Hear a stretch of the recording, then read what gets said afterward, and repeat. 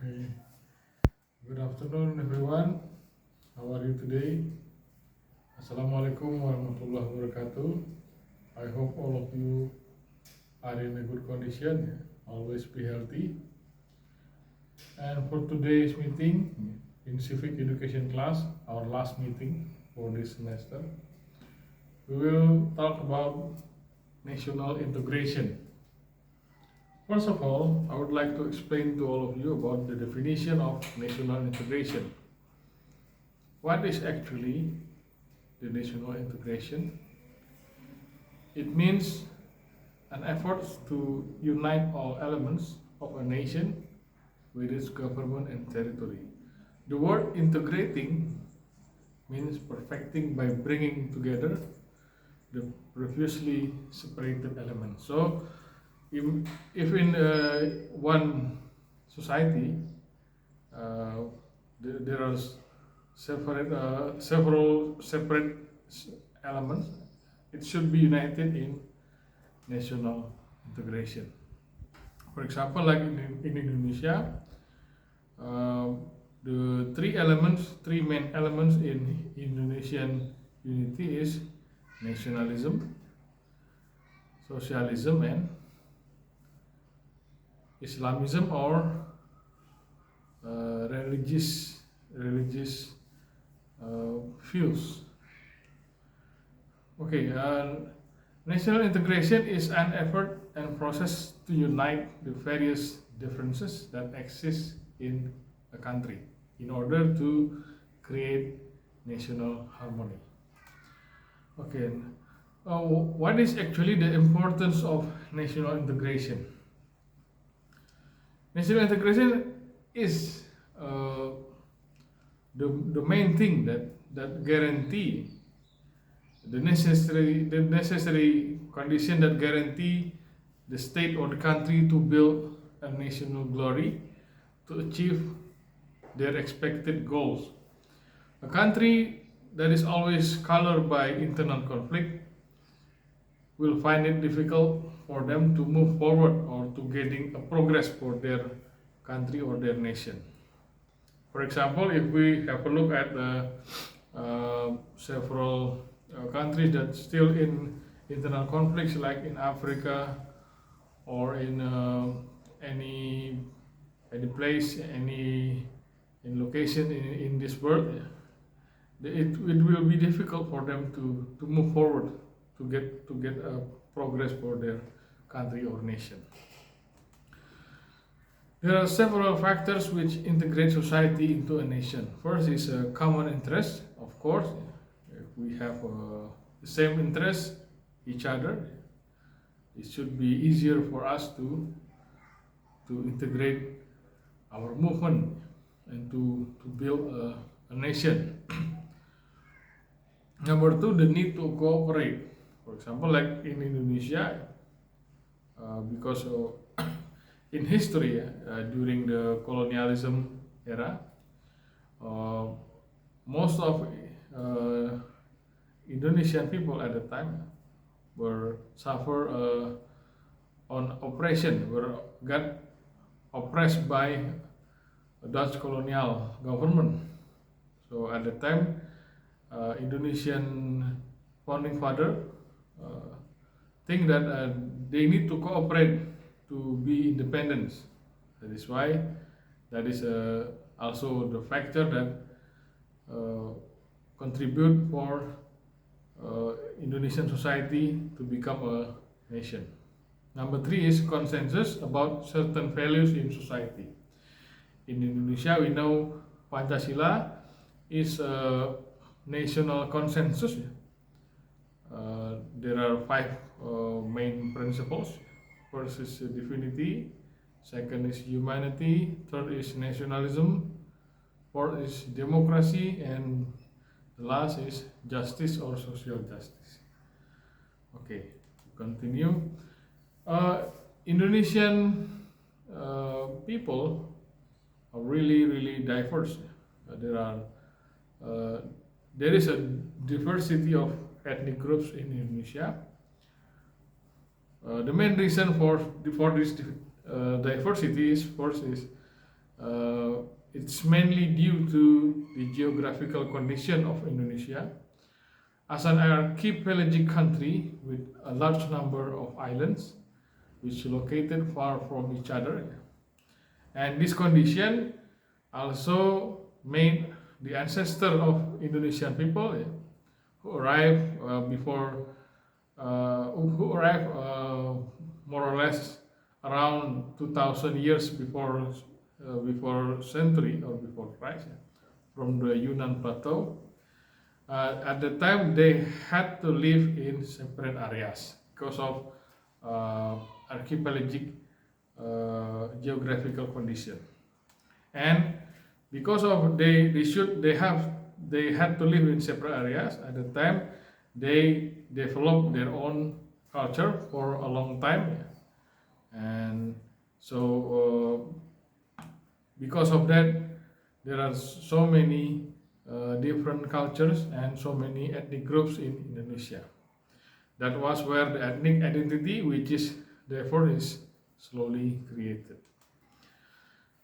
In Indonesia also, because of this is a large nation, a large number of a nation with a large number of population. There is also a potential conflict in Indonesian society, and the condition of Indonesian society, which is really plural, has a large potential for conflict, both vertical and horizontal conflict. Vertical is a conflict between the government with the people, or the central government and the local governments. For example, like what happened in Indonesia during the New Order regime. At the time, there's several rebellion. The well-known rebellion is the most prominent rebellion is what happened in Aceh during year 80 to 90. At the time, Indonesian government decided to send troops to Aceh, to to fight with the separated group at that time. And however, it still happened until the early of 2000, year 2000, and on 2005, Aceh rebellious group, and Aceh people and Indonesian government decided to make an agreement. After that, after the agreement is also there is also peace, peaceful condition in Aceh. There is a vertical conflict between government and the people, or central government and local governments. Number two is horizontal conflicts, or conflicts between members of society, or between groups in the society. Okay, we continue to the national disintegration. The main cause of national disintegration is when several regions, which are separated one another. One region show different conditions of socio-economic conditions progress than another. For example, like one region is more wealthy than another region, and that is the reason the existence of a sharp gap between region, which create jealousy between one region to another, and this is also the main cause of the national disintegration. Regions whose condition is backward feel neglected by the central government, and as I experienced during my childhood in Sumatra, because I was born in Aceh and I grew in North Sumatra and West Sumatra. The school facilities is really different if we compare to school facilities in in Java Island, in Java Island. is quite different, because in Sumatra, as we know, the building is less less less big, or much uh, much much simple than uh, the school building in Java Island. So that is why at the time uh, there was also some jealous feeling, between the Sumatran people and two uh, Java, or people that live in Java Island. At that time, they felt neglected, yeah, but actually only one region that chose to rebel to the central government, which was Aceh, yeah.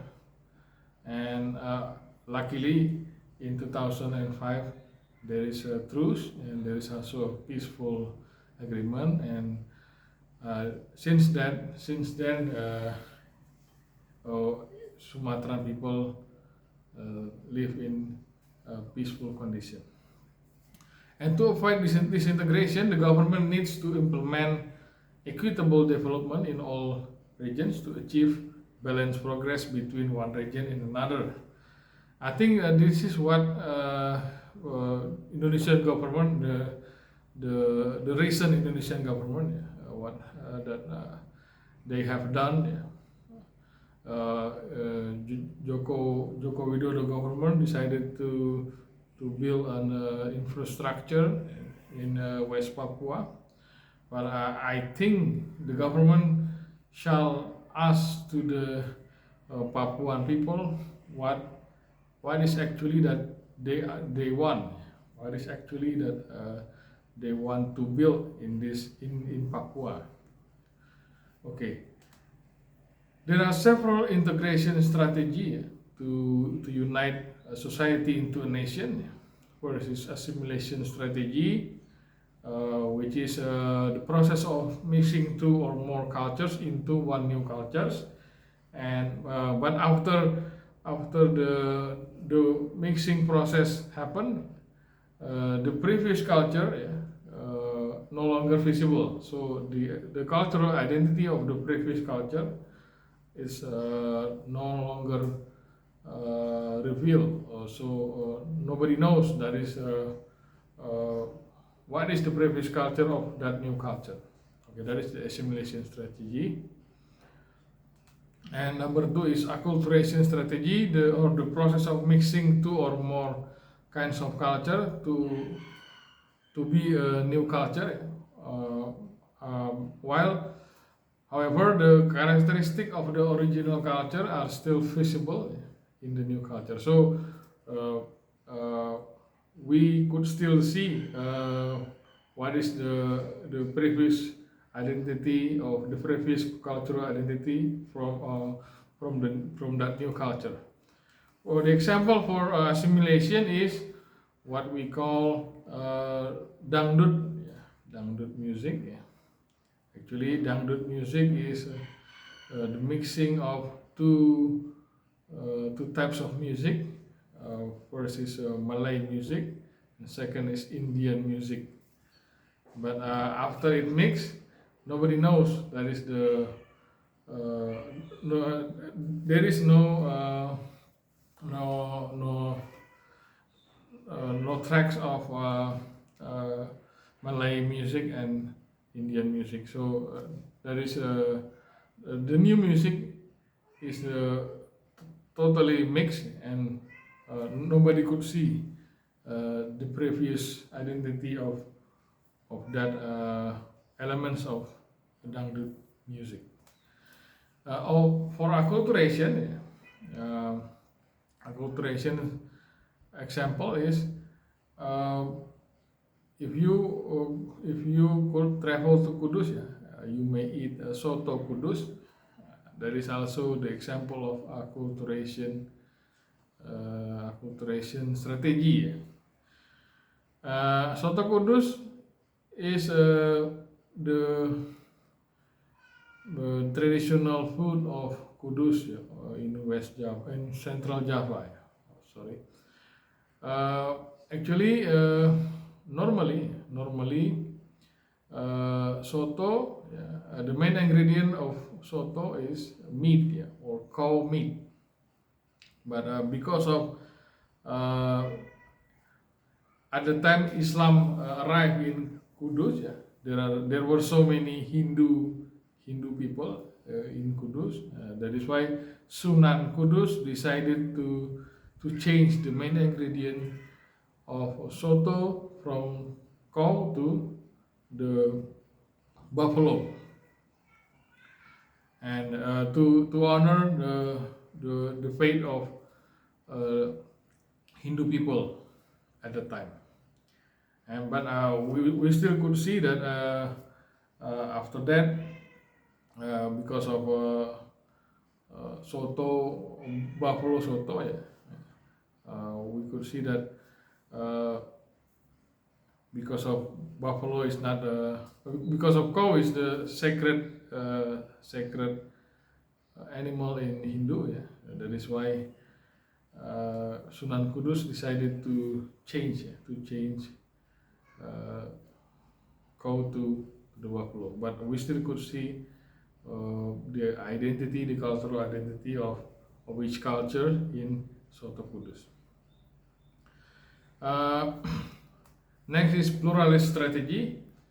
This is basically realizing national integration by providing opportunities for all elements of differences that exist in society to live and develop. So the pluralist strategy, there is no mixing. So the government just let any identity to exist in the society and to live and develop and to live in peaceful coexistence. This means that in realizing national integration, the state provides opportunity for all elements of diversity within the country, whether ethnicity, religion, regional culture, and other differences, to grow and develop and live side by side peacefully. So, living in peaceful coexistence, live even though there is differences, we have to accept that differences, and we make peace with that. Okay, I think that's all for today. If you have any questions, you may deliver it in the Zoom meeting. Okay, thank you for your kind attention. Until next week. Until we meet again, and good luck with your final exam. Assalamualaikum warahmatullahi wabarakatuh.